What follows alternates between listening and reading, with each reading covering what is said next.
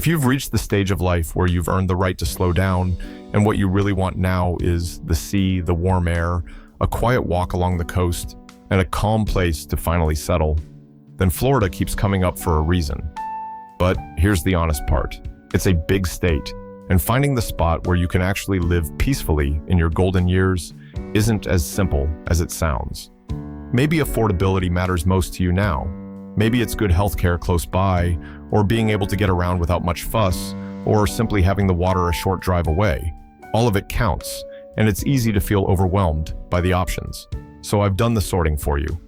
What follows are 10 places in Florida where someone looking for a gentle, sunlit retirement by the coast can settle in and feel at home.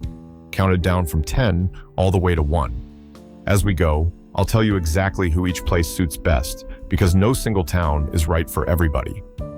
Let's take it slow and go through them together. Number 10. The Villages. We'll kick things off in Central Florida with a place that people usually either love or can't stand, the Villages. You're sitting roughly 50 miles northwest of Orlando, about 80 miles northeast of Tampa, and around 85 miles south of Gainesville, home of the University of Florida. You're not on top of any single big city, but Florida is a narrow state, so nothing is ever really far away.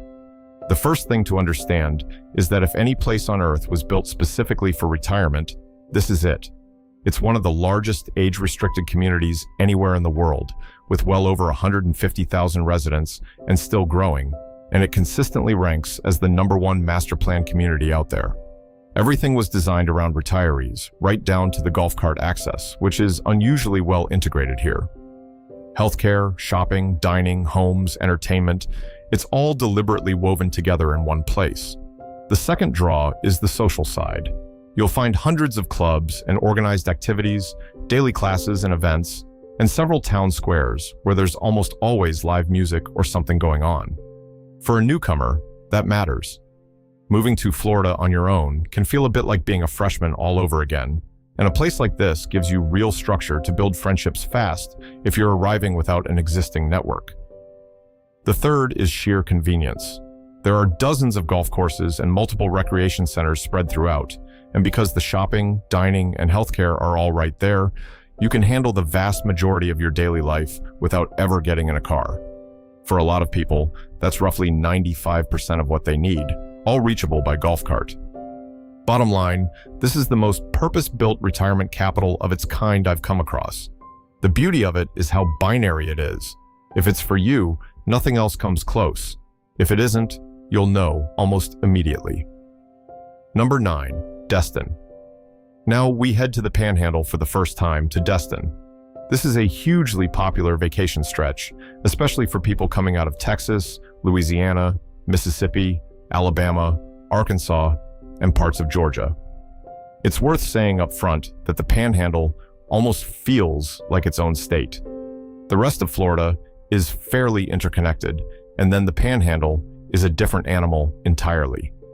You're about 150 miles west of Tallahassee, roughly 50 miles east of Pensacola, and only about 25 miles from that beautiful run of coastal towns along 30A, where you'll find Seaside.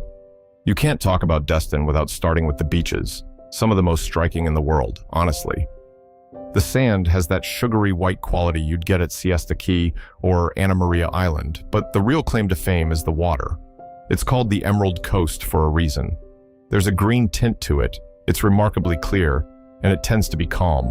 It's one of the more genuinely tropical-feeling towns you'll come across. The second draw is fishing and boating. Destin is known as the world's luckiest fishing village, and the inshore fishing is exceptional, with the offshore just as good. Deep water in the Gulf is easy to reach from here, and the boating culture runs through the whole town. Marinas everywhere, charters at your fingertips, plenty of waterfront restaurants. It's a great fit whether you're actively into the boating life or just enjoy being around it. The trade-off is that the tourist demand that drives all that commercial energy also brings the crowds. The third is seasonality, at least by Florida standards. You'll notice genuinely cooler winter months and a lot less humidity through much of the year than you'd get in the south or southwest of the state. If you're leaving a cold weather state and you want to escape winter without swinging all the way to the tropical extreme, this strikes a nice middle ground. All told, Destin can be a fantastic fit if you want beach town charm paired with resort-style amenities and that unusually clear emerald green water. Number 8. Punta Gorda. Back to Southwest Florida for Punta Gorda, which I'd describe as the great in-betweener. It sits close to a lot of things without being right on top of any of them. Think of Southwest Florida as 3 metros: Greater Tampa Bay, Greater Sarasota, and the Naples-Fort Myers area. Punta Gorda lands about an hour southeast of Sarasota and roughly the same distance northeast of Naples, with your big city fix in Tampa Bay only about an hour and a half up the road. That slightly awkward positioning is exactly where a lot of the value comes from. The first thing I like is the relative affordability, and the emphasis is on relative. The average home value here sits around $335,000. Take that same budget down to Naples and you're looking at $550 to $600, far more near the water. Up in Sarasota, it's more like $415 to $450 and much higher anywhere coastal. Even nearby alternatives shift the math. Venice runs around $380 and Fort Myers is actually a touch cheaper. So it isn't the outright cheapest option. It's one of the most affordable ways to get this particular lifestyle, with real coastal access and a moderate reach to everything else, at a price you'd struggle to replicate elsewhere. The second is the boating. Punta Gorda sits right on Charlotte Harbor, one of the largest natural harbors in the entire state, somewhere around 270 square miles of water, with direct access out to the Gulf through the pass. Water is basically built into the town's DNA. Canals threaded through the neighborhoods, waterfront restaurants, marinas, fishing, sailing. Where it really stands out is that being on the water feels like an everyday convenience here rather than a luxury reserved for the wealthy. The third is the small town feel. I know that sounds like a lazy line, but here it's genuinely palpable. While the bigger Southwest Florida towns are in the middle of rapid new construction and expansion, there's a large group of people who want the opposite: a smaller footprint, some charm, some nature, ideally with a cost advantage. You saw that appetite in how fast Babcock Ranch took off, the first solar-powered town and one that famously held onto its power and water through the last major hurricane. That kind of tight-knit community, a little further inland from the coast, is becoming a bit of a lost art. In short, Punta Gorda is an affordable boater's paradise, sitting inside one of the most sought-after retirement corridors in the state right now. Number 7. St. Augustine. Now to the northeast Atlantic coast for St. Augustine. You're roughly 2.5 hours above Melbourne, about 2 hours above Orlando, and only 45 to 50 minutes south of Jacksonville, one of the largest metros in the country. You have to lead with the history, because this is the oldest continuously inhabited city in the United States, founded back in 1565. Picture brick streets, historic architecture, preserved districts, and landmarks you simply won't see anywhere else in Florida.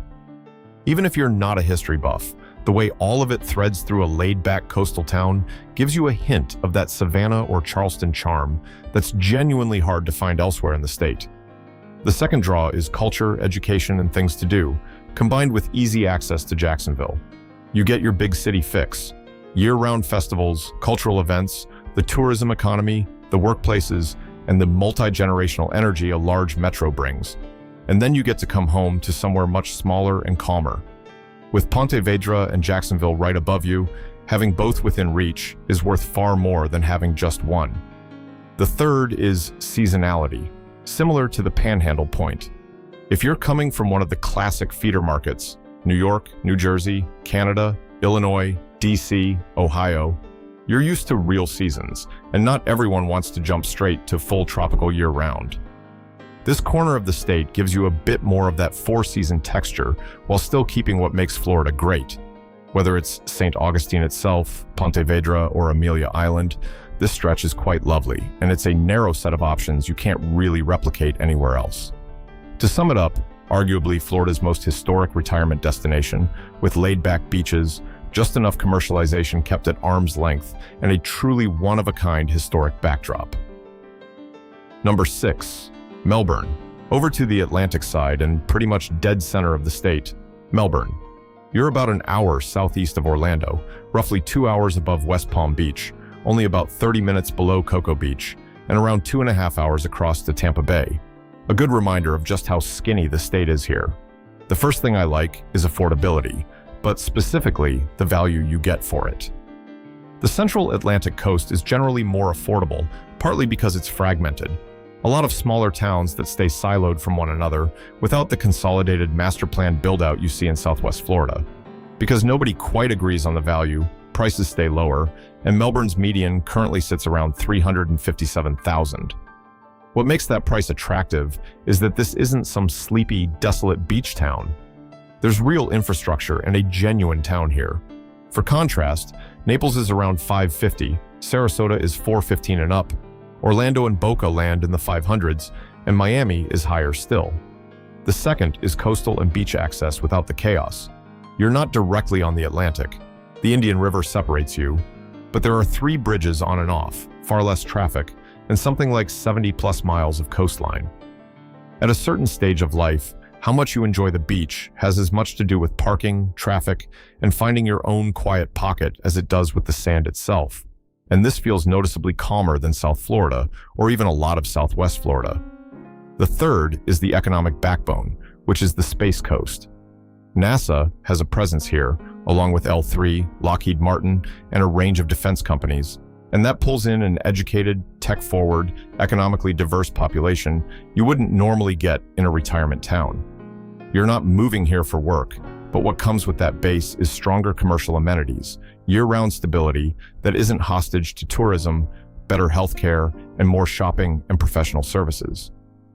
Most people making this kind of move tend to fall somewhere in the 50 to 65 range, and while they're past the working with it stage, almost all of them like being within reach of that kind of multi-generational energy. All in all, Melbourne is a genuinely interesting coastal value play if you specifically want, or need, to be on the Atlantic side. Number 5. St. Petersburg. Back over to the Gulf side and into the Tampa Bay area for St. Petersburg. You're about 30 minutes from downtown Tampa, but still inside the same metro, an hour above Sarasota, and roughly 2 hours west of Orlando. The first draw is simply the best of both worlds. You get all the retirement satisfaction we keep talking about, and then Tampa is right there.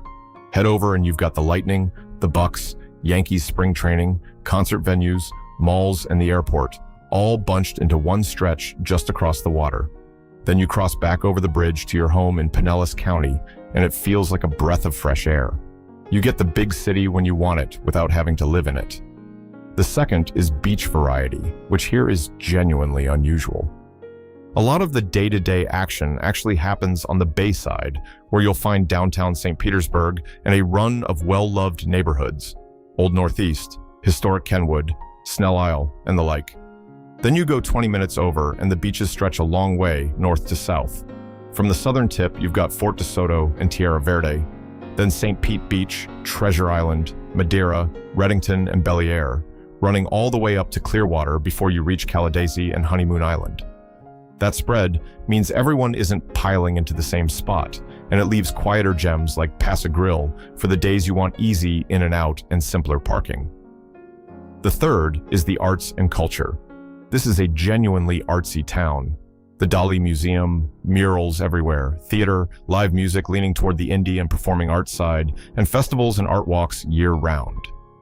It runs a little more culturally active and progressive than your typical retirement community, so if that's your speed, it fits beautifully.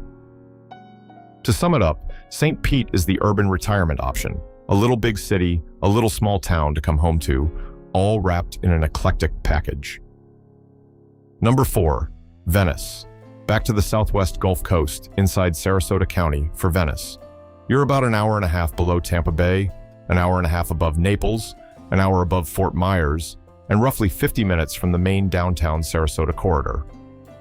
The first thing I like is the retirement-friendly scale. Venice grew up largely as an offshoot of Sarasota. Sarasota is excellent. Go west and you get everything, and it has one of the densest concentrations of art galleries, museums, and music venues in the state. But because so many people naturally pushed into that core, the value there climbed. Head about 45 minutes south, and you reach Venice, which is very similar, but a bit more laid back and a bit cheaper, simply because it was the road less traveled. It is held onto a scale where the people who wanted more went elsewhere, so what remains is an old Florida feel with just a sprinkling of new development around it.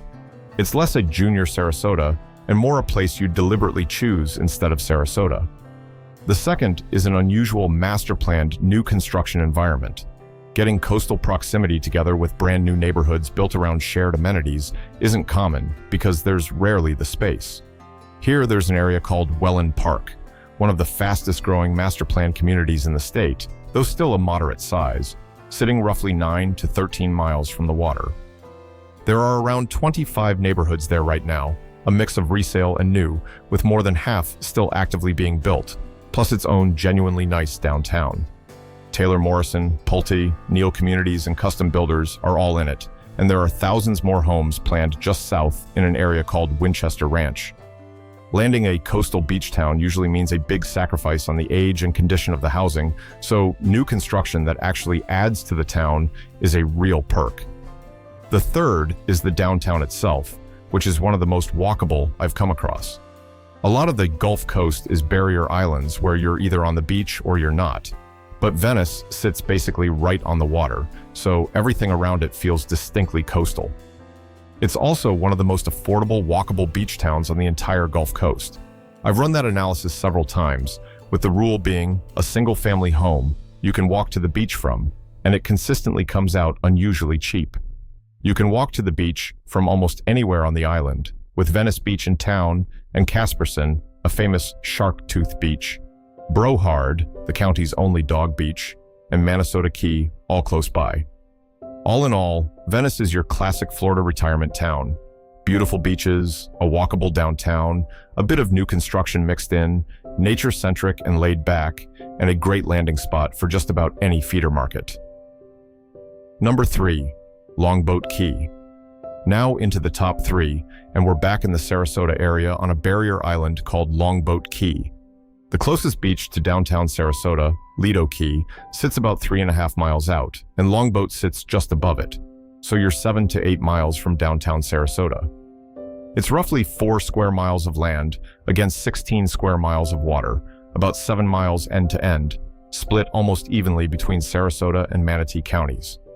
You're back in that hour below Tampa, 2 hours above Naples window, and it delivers full-on paradise coastal living. The first thing I like is what I'd call quiet luxury. If your plan is to do the full Florida thing exactly as you always pictured it, and spend more than half the year here, you probably want the people around you to be in a similar camp, a little less transient and touristy than somewhere like Siesta Key or St. Pete Beach, with some privacy, discretion, and a genuinely peaceful pace. Even the well-known and well-off residents who've migrated here tend to value that calm over status and nightlife. It's one of the more refined options if you're truly living here most of the year. The second, almost obvious, is the water everywhere lifestyle. On a barrier island this narrow, you've got bay on one side and gulf on the other, which gives you real optionality. If you don't want to pay the steep premium for a gulf-front backyard, it's far cheaper to take public or deeded access and live on the bay instead.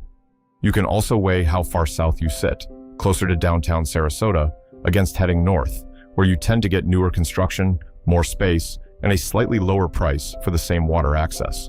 You're never really sacrificing the water, you're just adjusting your orientation to it. The third is Sarasota itself. There's a strong case that Sarasota is the most compelling value in the state on central proximity alone, arguably the best mid-sized city in Florida with access to Tampa, which I'd take over Orlando, Miami, or Jacksonville. You can come home to a place where, whether you're still working in some capacity or fully done, you've got entertainment, culture, and art, all within an hour. It's worth noting that something like 73% of the new construction in Southwest Florida is being built between Northeast Sarasota and Lower Tampa Bay, an unusual concentration. Longboat lets you tap all of that without living in the middle of the mainland. So what makes Longboat Key special is that it's the quiet luxury coastal retirement option. Number 2, Lakewood Ranch. Just northeast of downtown Sarasota, about 7.5 to 8 miles out, though the sheer scale of the place stretches to around 21 miles without ever leaving the suburb, is Lakewood Ranch. You're about 60 miles below Tampa's main airport and roughly 2 hours above Naples. The first thing that sets it apart is that it's about the most complete retirement infrastructure you'll find. Plenty of places offer strong retirement value, But if your goal is simply the best odds that a wide range of people can each satisfy their own needs while all chasing a similar retirement, this one has an enormous amount going for it. A useful contrast is the Villages. It's number one overall in raw size, but nearly all of it is age-restricted and, if I'm not mistaken, built by a single builder. So if it's perfect for you, it's the dream. And if something doesn't click, it almost can't work. Lakewood Ranch, by comparison, is the number one multi-generational master-planned community, with more than 50 neighborhoods, multiple downtowns, and, in my view, a far better location. The variety means it can be lived a dozen different ways. The second is housing options. Those 50-plus communities run from the oldest home, built back in 1995 in a neighborhood called Summerfield, to more than 20 actively under construction now. Most retirees, in my experience, don't actually live in an age-restricted neighborhood. The age restriction mainly buys you an unusual level of amenities and helps control the demographic mix, so people have a better-than-not shot at finding their crew. Here you can genuinely pick your poison: newer gated golf communities, high-end custom neighborhoods, near custom builders like Toll Brothers, and value-oriented lifestyle brands like Esplanade by Taylor Morrison.